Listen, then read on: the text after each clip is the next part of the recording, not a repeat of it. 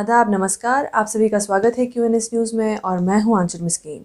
चलिए आज की पेशकश की शुरुआत करते हैं। Life in every form is precious, यानी हर रूप में जान, फिर वो चाहे किसी की भी हो, बहुत कीमती होती है। हम कई बार अपनी कॉन्वर्सेशंस में इंसानियत शब्द का इस्तेमाल करते हैं। इंसानियत यानी ह्यूमैनिटी, और यही सेंस ऑफ ह्यूमैनिटी हमें एक दूसरे से अलग बनाती है।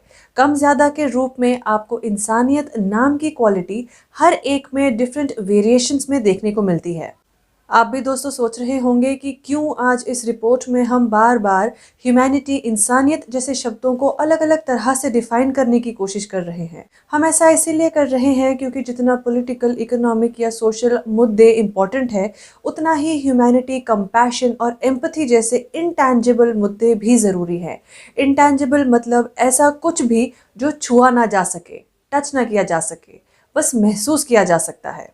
हाल ही में एक खबर आई जो हर लिहाज से शॉकिंग थी। ये ऐसी खबर है जिसके बारे में हमने कभी नहीं सोचा था कि कभी ऐसा कोई हादसा भी सुर्खियों में अपनी जगह बनाएगा।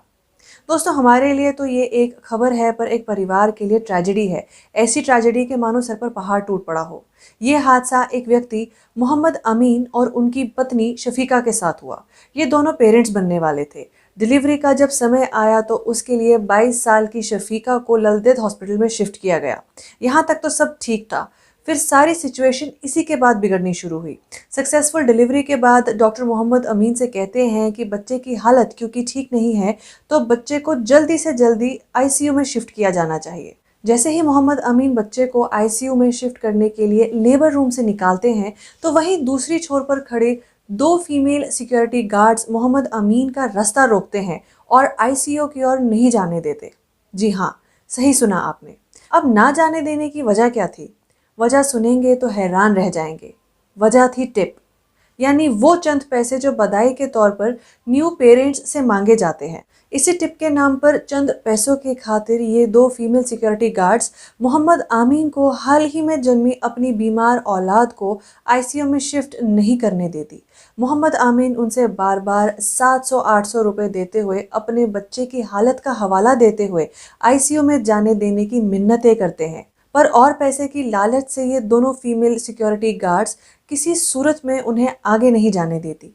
जैसे तैसे काफ़ी समय ज़ाया होने के बाद जब मोहम्मद आमीन अपने बच्चे को आईसीयू में पहुंचाते हैं, तो डॉक्टर्स बच्चे का इलाज शुरू करते हैं।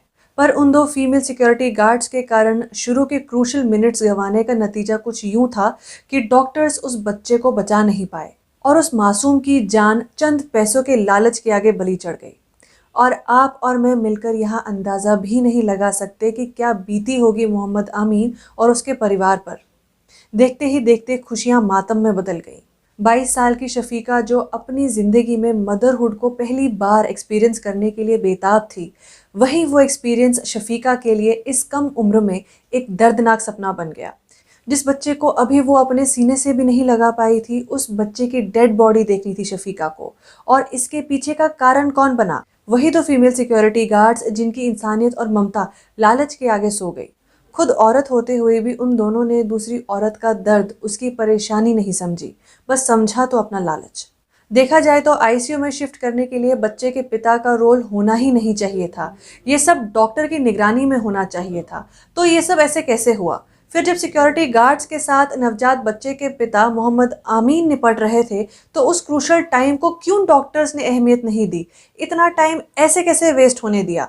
उसी समय सिक्योरिटी गार्ड्स को आड़े हाथों क्यों नहीं लिया गया? जितना इस मसले में उन 2 फीमेल सिक्योरिटी गार्ड्स की गलती थी, इसमें देखा जाए तो डॉक्टर्स की भी उतनी ही गलती है। क्यों डॉक्टर्स से सवाल नहीं पूछे जा रहे?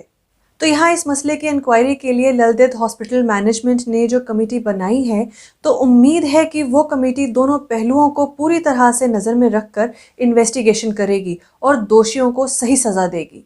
जाते जाते आपको बताएं कि हमारी आज की रिपोर्ट की इनपुट्स राशिद अंद्राबी के आर्टिकल से ली गई है। तो इसी बात के साथ दोस्तों, हमारी आज की इस पेशकश में सिर्फ इतना ही। हम फिर हाजिर होंगे आप सभी के सामने किसी और रिपोर्ट के साथ। तब तक के लिए आप बने रहिए क्यूएनएस न्यूज़ के साथ और मुझे दीजिए इजाज़त। नमस्कार।